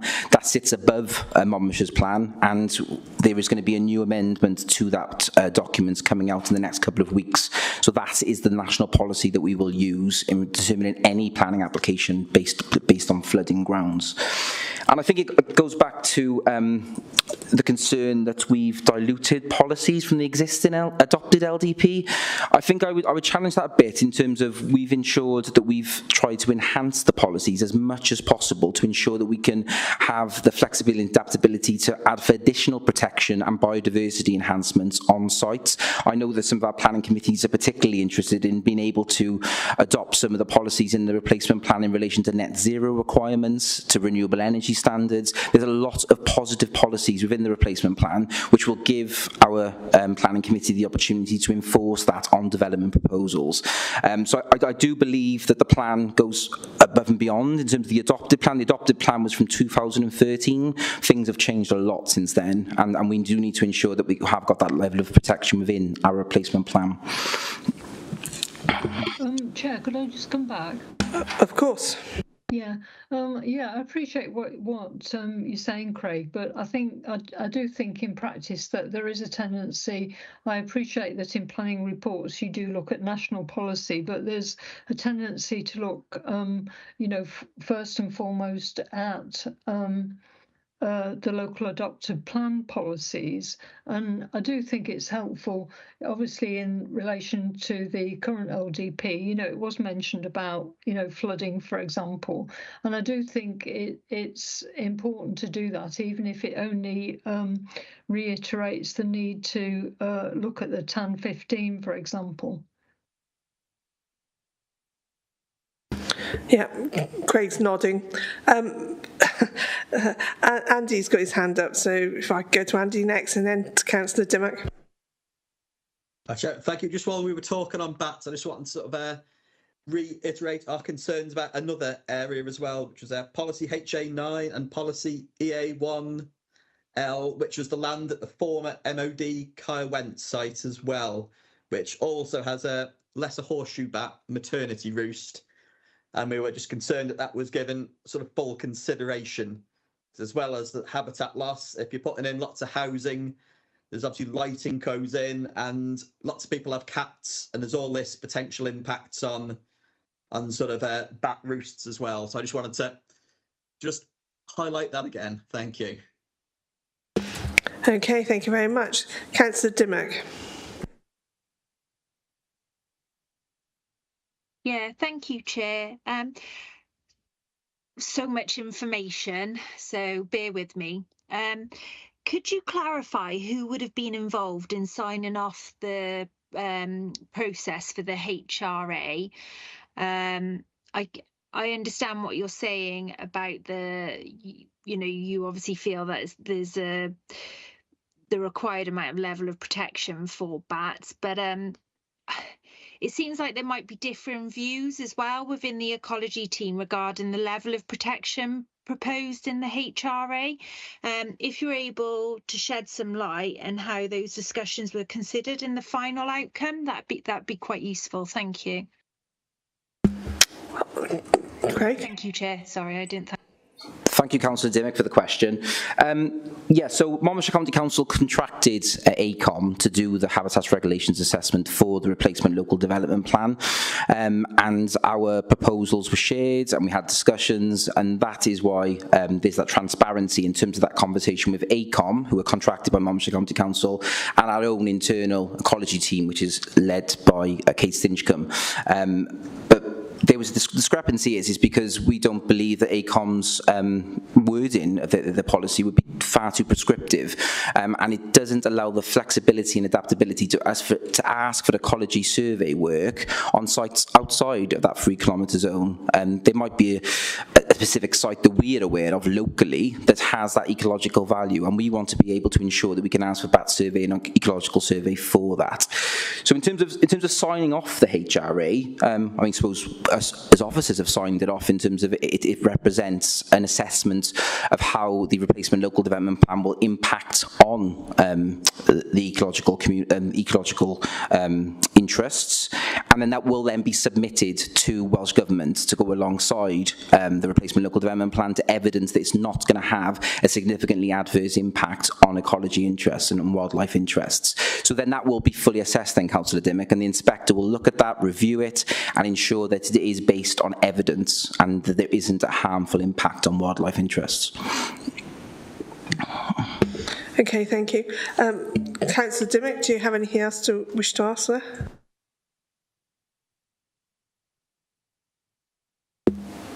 Okay, thank you. Mute and mute. Thank you, Craig.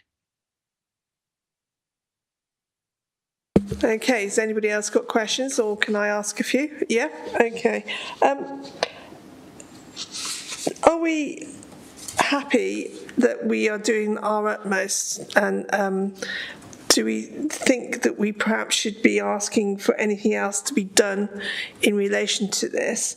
In how do we protect them totally? How do we all feel about this? And do we actually truly understand, and is there enough survey work being done? Any answers to that, please, Kate or Craig? I'll make a start, and maybe Craig can pick up on anything that I've missed. I think with any development, the amount of information that we gather is only a snapshot in time. So that's why whatever we put forward in terms of the scheme has to be the best that it absolutely can. So by that I mean the design, the protection of existing flight lines, the improvement of existing flight lines. It is only ever a snapshot, but I have never seen so much information for one development site as we have for this site. I've never had, in 20 years, never had as much information, which is right because of how close it is to the SAC. But this is the kind of highest level of information we've ever had. And certainly through the policy for the site, that corridor is in the wording of the policy. So even if a different developer came forward in the future, they would have to deliver that corridor. And also, it's probably also worth noting that, if a significant amount of time passes before the development is taken forward, then we would ask for surveys to be updated again to inform that design. But on the principle of development, I've never had as much information to be able to consider. And as I said to Craig, I really wouldn't want to argue this the other way at a public inquiry, that it didn't need, that we shouldn't be developing it, because I don't think there's enough evidence to say that we shouldn't be. I think that we've got a lot of information.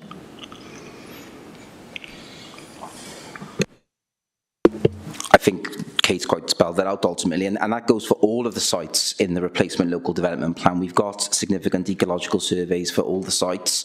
There is this process is different from the previous adopted LDP in that we have to front load the system. We have to ask for this information up front, not just ecology, drainage, transport assessments. We've got a significant amount of information to justify the sites that are within the replacement local development plan, and that will all be reviewed by an independent planning inspector, as I've mentioned. So all of that information will be looked at, to be assessed, and there'll be an independent determination. Obviously, us as officers working for you as members, we've looked at the sites and chosen the candidate sites, but that's based on detailed evidence that's sitting behind that and making sure that we make the most appropriate choice in terms of that risk assessment. I suppose in answer to your question, Councillor Lucas, as well, I suppose, are we doing everything we can? I would suggest that we are, and in national planning policy, we've got biodiversity enhancements ingraded into development proposals. So any development proposal needs to not just maintain ecology, but enhance biodiversity as well. So there is that higher level of protection as part of that process.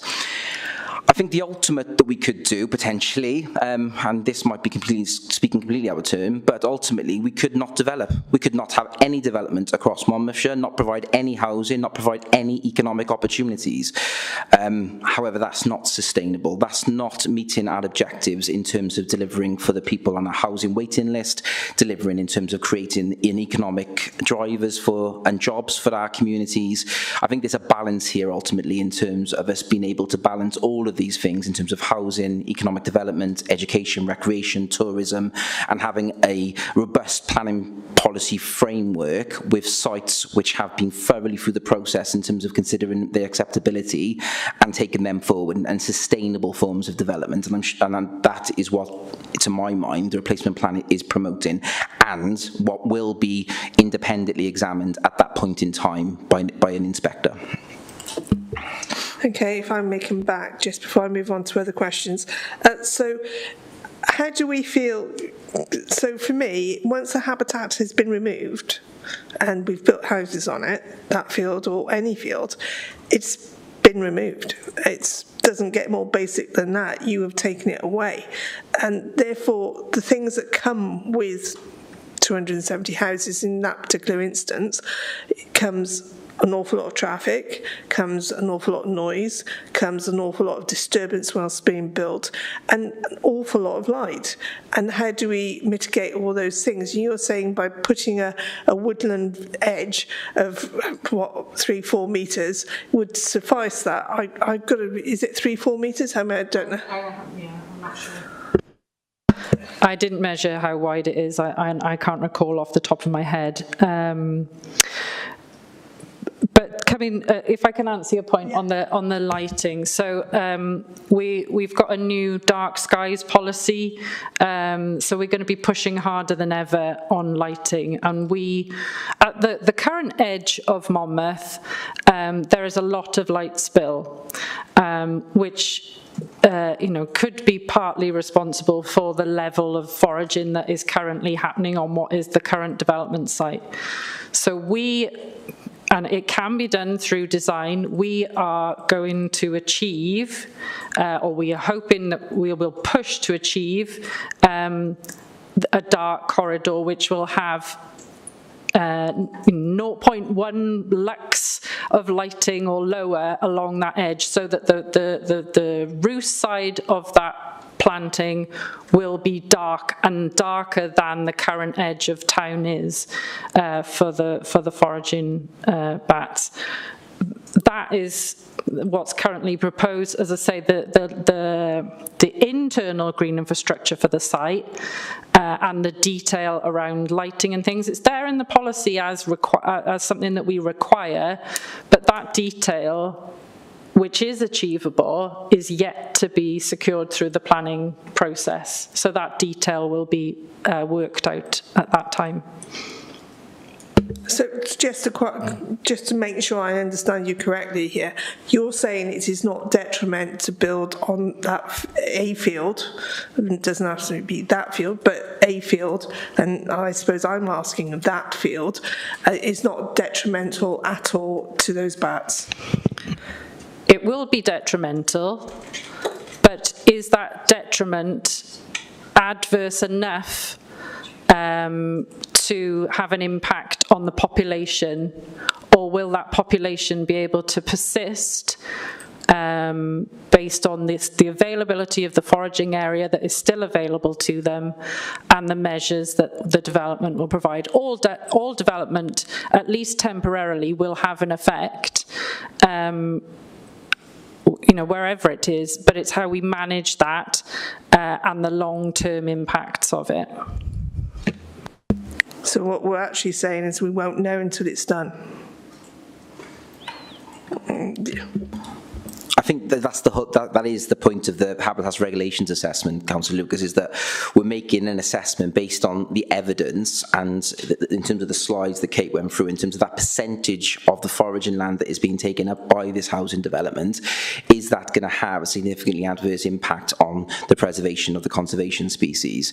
The Habitats Regulations Assessment at the moment is suggesting that it won't, and that needs to be assessed then by Natural Resources Wales, by the planning inspector, and made that judgment based on the evidence. Ultimately, in terms of the loss of a field, when we're building housing, we're providing homes for people, affordable housing, there is going to be an impact. We are going to lose that green field, but the development proposals have been thoroughly assessed. They're supported by evidence and data, and that assessment has been made as to whether it's going to have a significantly adverse impact. That's the whole process that we are running through, and if we are to provide that housing, we are going to have to use green fields. Unfortunately, in Monmouthshire, we haven't got those brown fields to utilise, but we do have 2,000 people on the waiting list waiting for housing. So it's a sustainable development, isn't it? It's ensuring that we provide for all, including ecology, people, etc. Okay, thank you. Okay, all right. Going to Councillor Bryn, please. Diolch, Chair. Actually, you've partially asked my question. Talking about evidence, I was just wondering if amongst the evidence, if there has been a study on the extent of the negative effects of human development beyond development borders, and what we can do at the RLDP stage to try to mitigate those risks. And I was thinking not just light, but noise, litter, and the damage that the pets and other things that we bring along with us. I understand the woodland buffer is part of that mitigation. What else do we have within our powers, particularly with these more sensitive sites within the RLDP? Diolch yn fawr.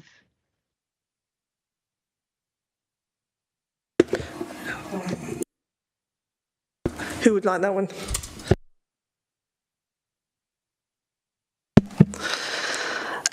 Well, as part of the policy framework for all the kind of strategic sites, they all kind of secure sort of green infrastructure and dark skies and different sort of features that are retained and protected as part of that framework.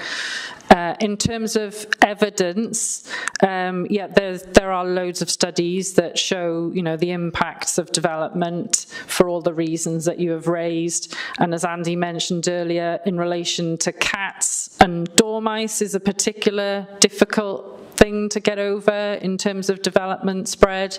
But again, it's that balance. As Craig will say, that we do have to build somewhere, and it's where the balance is right. Did I answer all of your question, Emma? Sorry. Councillor Bryn? Yeah. Do we have an actual measurement on the kind of the area? I mean, I know a cat, say, can wander 200 metres from a house in a night. They're biting, so you're not just going to affect this little field, you're also going to be, you know, if there was a bat roost right next door, one cat possibly could go in and wipe the whole lot out. So actually the nearness is related to the damage caused, isn't it? And what are we able to do with what is within our powers to mitigate those risks? And I understand we're putting in a green buffer. Is there anything else? The dark skies is a great idea. Is there anything else within our powers at this point now that we can do to mitigate some of those risks that we know will be caused by developing some of these sites, particularly the most sensitive ones? Yeah. Yeah, apart from the green infrastructure stuff that we're doing, the rain gardens as well have biodiversity planting associated with them, which is important for insects, which obviously bats forage on. We encourage things like thorny planting for species like dormouse to try and protect them from predation by cats. That's that sort of information. Thank you, Councillor Bryn. Okay, thank you. Councillor Thomas. Yeah, diolch cadeirydd. Thank you, Chair.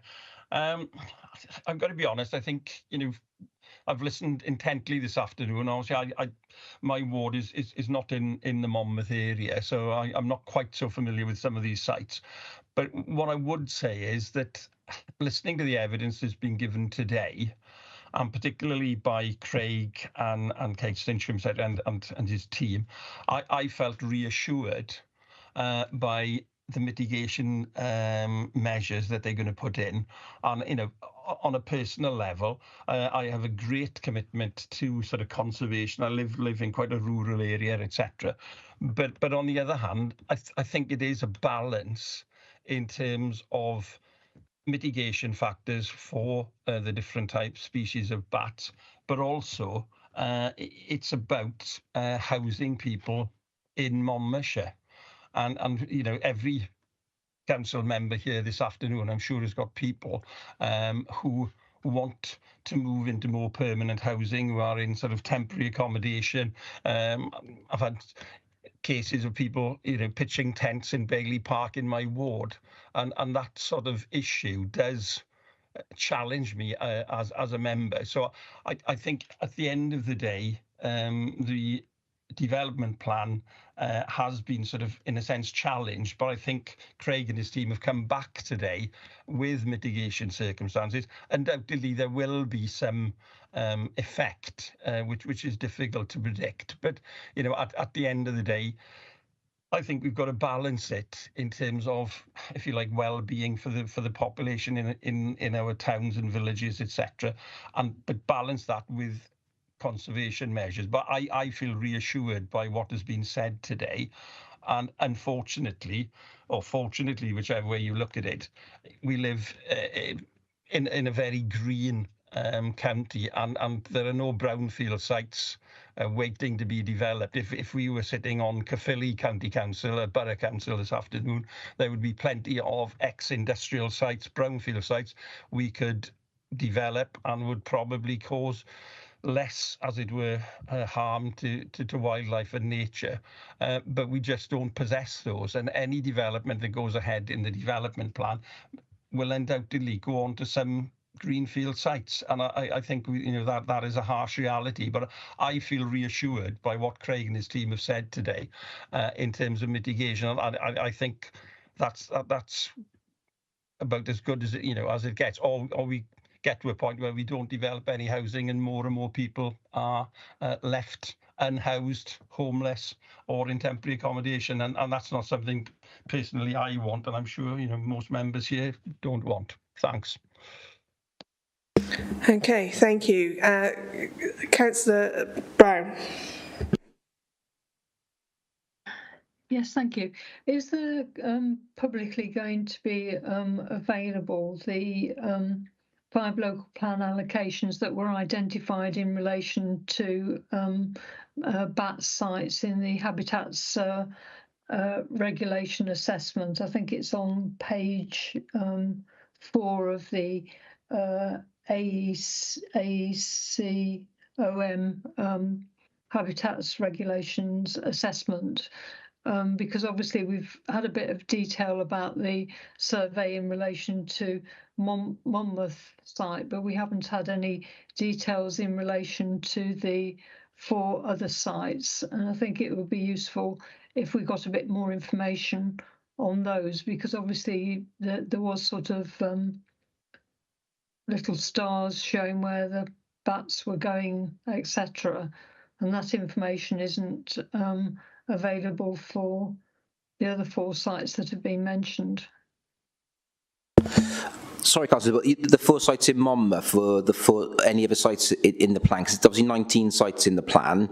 I know they all got ecological constraints and surveys, but are you asking for more information on the other sites in Monmouth? Sorry.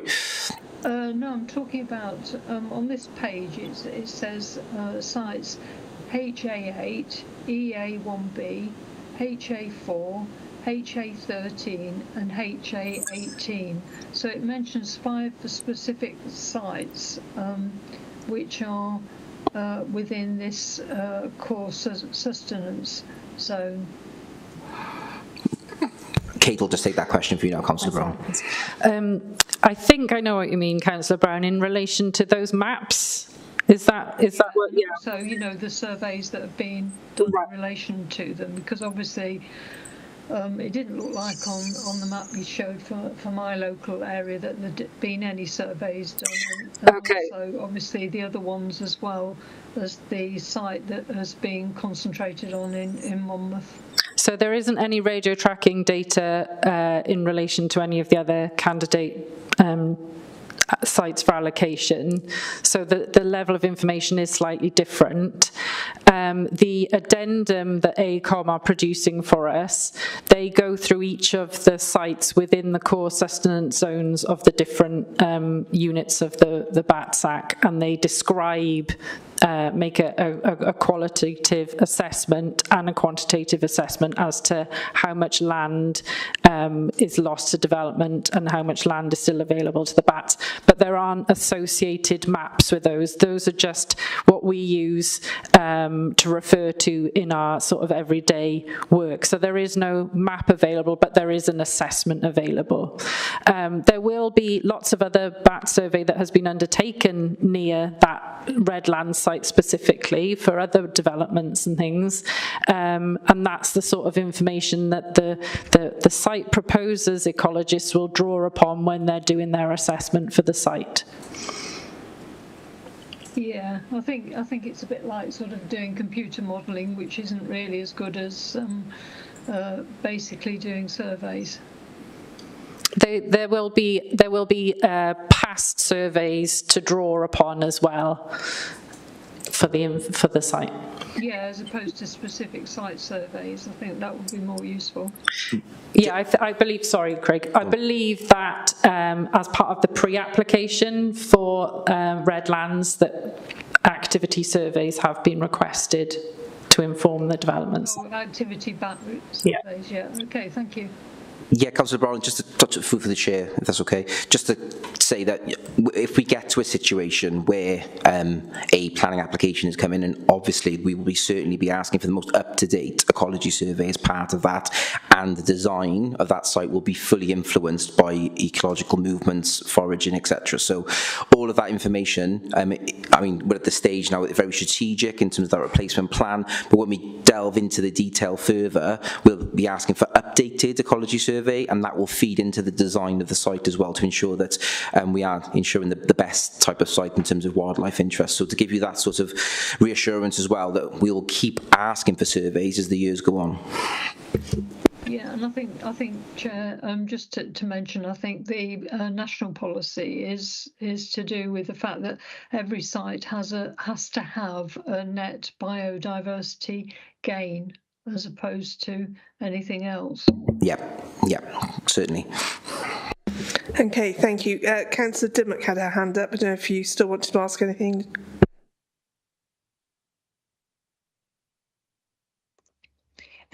Yeah, just quickly, I just want to make it clear that any of us asking questions, and I think I'm okay saying this, is not opposed to providing housing for people in need.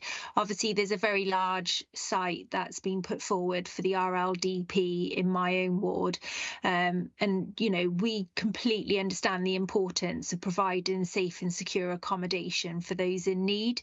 However, it's equally important that any proposed sites are subject to thorough assessments and ensuring these are the right sites, because once we start building, there is no going back. I just think, you know, there's got to be some balance here, as Councillor Tudor said, but you know, there's impact on existing residents, there's impact on wildlife, flooding. We just need to make sure we're asking the right questions rather than just pushing things through. So I just want to stress that, okay? We're not opposed to development. We just want to make sure that what's being put forward is going forward to the right sites. Yes, could I comment on that? Yes, I agree with what Councillor Dimmock has said, and I think it's important, obviously, in relation to these particular bats, because apparently they are, you know, they are rare and declining. Please. Yeah, only to agree with both councillors. We need to ensure sustainable development, and it's exactly the right type of conversation that we're having today at Scrutiny Committee, is that we need to make sure that the decisions that this council makes going forward is based on clear evidence. We're balancing out all of these aspects and all of the things that we talked about today. So I agree with what Councillor Dimmock and what Councillor Brown is saying. We need to ensure sustainable development is put forward in Monmouthshire. Yeah. Okay, thank you. Anybody else got any questions before I round up? Are we all safe? Yeah, nobody else? Okay, so I really would like to thank everybody that's attended today, whether they're on the committee, whether the officers, or whether the guests, Andy, and of course James earlier on. It's so important that we actually encourage everybody to come forward and to have these engaging conversations and challenging chances to ask these challenging questions. So thank you, hugely thanks for that. And I'm sorry if anybody felt at any one point slightly difficult from it. So, and we all feel very strongly about the need for housing, but also looking after what habitats we have. So it's very important, and I totally agree with all the comments that have been made in the last couple of minutes about that. So just to round up, earlier on we talked about flooding, so thank you very much to Rob for all this information, and I hope that we can perhaps table a conversation with more members that are relevant to that area with NRW, highways, and of course yourselves and the members from there. That'd be brilliant to get that sorted. If we could get that tabled and timed, that'd be great. And then moving on to the conversation about bats, Martin asked if there was any dilution in the protection of horseshoe bats.